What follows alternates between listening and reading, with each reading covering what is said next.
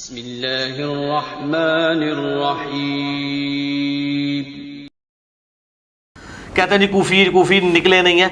जब आप पूरा इस तरीके से कब्जा कर लेंगे, चंद लोग उस हुकूमत से जो 3 बरे आज़मों में फैली हुई है उससे कैसे टकरा सकते थे? सीधी सी बात है। कहते कूफी निकले नहीं है। कूफी निकले नहीं। सुनो जरा बात को। ए मूसा, तू फेंकेगा या हम फेंकें? नहीं समझे हम। फिरौन के जादूगर आ गए हैं मैदान में और अब कह रहे हैं बता तू फेंकेगा या हम फेंकेंगे। ये हो रही है तैयारी जादू की। वो कहते हैं वो कूफी निकले नहीं है। कूफी तो निकले थे। मिर्जा जी कहाँ की बात कहाँ ले गए? ऐसा ना करो। ओ देखो, आप ये देखें मजे की बात। अंधे बहरे लंगड़े लूले मुकल्लिद, माशाअल्लाह, कमाल, जबरदस्त। बल्कि हम कमेंट्स पढ़ते हैं अपने खिलाफ, तो वहाँ पे तो वो बात चल रही होती, कहते हैं कि इस आदमी का और मिर्जा का कैलेबर नहीं है। हमारा कहाँ से कैलेबर हो सकता है? हमें जादू नहीं आता ना।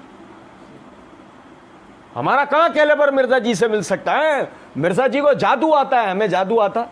मिर्जा जी को धोखा देना आता है, हमें धोखा देना आता। मिर्जा जी लोगों को बैठे बैठे फरेब दे सकते हैं, हम दे सकते हैं। अल्लाह का हम पर बड़ा एहसान है। हमारा उनका कैलेबर कहाँ? आप सुने जरा बात। वो कहते हैं कूफी निकले नहीं। कूफी निकले नहीं, मिर्जा जी बुलाया कूफियों ने था, आप क्यों निकले नहीं? किसके खिलाफ? 3 बर्रे आज़मों के ऊपर फैली हुई हुकूमत के खिलाफ वो हुसैन रज़ी अल्लाह तआला अन्हु को खुतूत लिख के उकसा सकते हैं, बाहर नहीं आ सकते तलवार के डर से। खुतूत लिख सकते हैं। मिर्जा जी पूरा मजमून पी गए। खुतूत लिखने वाला मजमून पूरा का पूरा पी गए, लेकिन बाहर उनके ताउन के लिए निकल के आने वाला मजमून कैसे आ सकते थे? 3 बर्रे आज़मों के खिलाफ फैली हुई हुकूमत से कौन टक्कर ले सकता? कुछ बात आ रही है समझ में? 3 बर्रे आज़मों के खिलाफ फैली हुई हुकूमत से कौन टक्कर ले सकता था? मगर उस्मान के खिलाफ आ गए थे। और समझे हैं बात को या नहीं? अच्छा जी, सुने, ये देखिएगा, ये मेरे हाथ में अलबिदा व निहाया तारीख इब्न कसीर, इसकी जिल्द नंबर 8 का सफ़र नंबर 1069 है।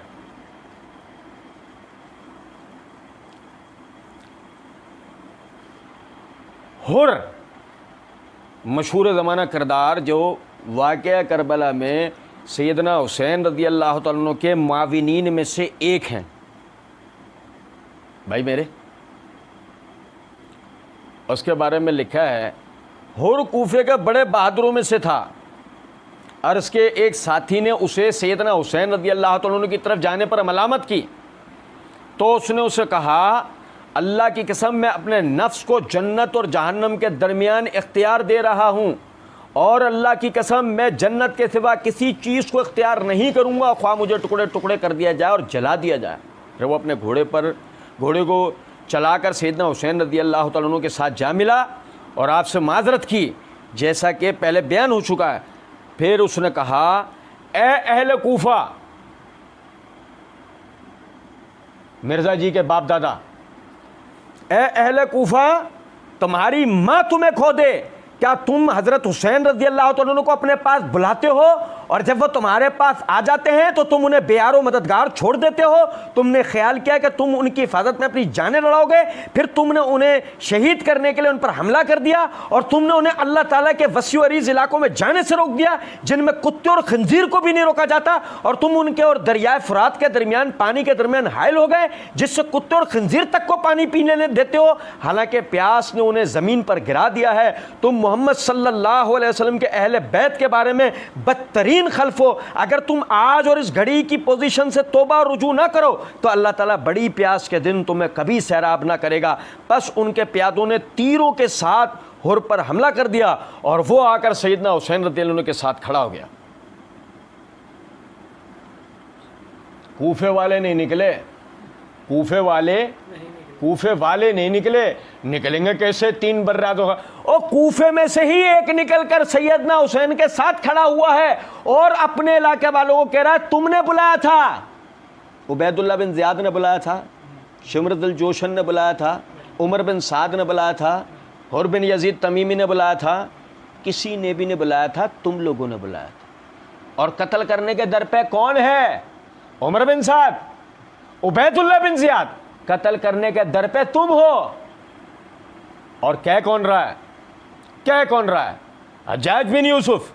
कह कौन रहा है? Ubaidullah bin Ziyad. कह कौन रहा है? शामी। और कह कौन रहा है? उम्वी। कह वो रहा है जो असहाबे हुसैन में से, कह वो रहा है जो अहले कूफा में से है। गवाही भी तुम्हारे अपने घर की, गवाही भी तुम्हारे अपने घर की, और गवाही भी ऐसी कि तुम कौन से जंगलात से मर के दोबारा आते हैं? तुम नेपाल जाके मर के शाम तक का इंतज़ार भी करोगे तो कोई तुम्हें उठाने आएगा। गवाही भी वो है। कुछ बात आप मेरी समझ रहे हैं या नहीं? अच्छा देखिएगा, सुने ज़रा बात। फिर जहन के अंदर ख्याल गुजरेगा कि भाई बात ये है कि ये तो तुम्हारी तारीख़ है। ये देखो, ये मेरे हाथ में जलाउल उयून है, ये वो तारीख़ है जो मुत्तफ़िकुन अलैह है, मुल्ला बाकिर मजलिसी की।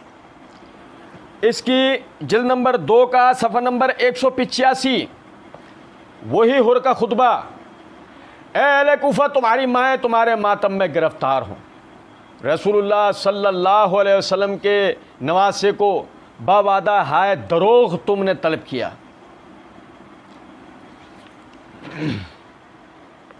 और अब तलवारें उन पर खींचते हो और उन्हें इजाज़त वापस जाने की भी नहीं देते हो, और आब फुरात को यहूद व नसारा मुजूस व सग व खोक पीते हैं, और इमाम हुसैन और उनके अहले बैत को नहीं देते हो। अब पैगंबर को यही एवज़ देते हो, खुदा तुम लोगों को बरोज़ क़यामत तिश्नगी से निजात न दे। जब उन काफिरों ने हुर को निशाना है तीर हाय जुल्म सितम किया, हुर इमाम हुसैन की खिदमत में वापस आए कि हज़रत को वदा करें। ये वो तारीख़ी वाक़या है कि जो समझे ज़रा इस बात को कि अहले सुन्नत व अहले तशय्युअ दोनों किताबों के अंदर मौजूद है। और इस बात की दलील है कि अहले कूफा इसलिए नहीं निकले कि 3 बर्रे आज़मों की हुकूमत से वो डर गए। अहले कूफा इसलिए नहीं निकले कि ये पूरा प्लान बी पर अमल था, प्लांटेड मामला था। वो सैयदना हुसैन रज़ी अल्लाह तआला अन्हु को शहीद करना चाहते थे और उसके लिए उन्होंने पूरा ग्राउंड बनाया। तफसील का ये मौका नहीं है। जहाँ मिर्ज़ा जी ये शौक़ पूरा करना चाहेंगे, वहीं हम मिर्ज़ा जी का ये शौक़ अल्लाह की दी हुई तौफ़ीक से पूरा करेंगे। अल्लाह रब्बुल इज़्ज़त समझने और अमल करने की तौफ़ीक दे। वमा अलैना इल्लल बलाग़।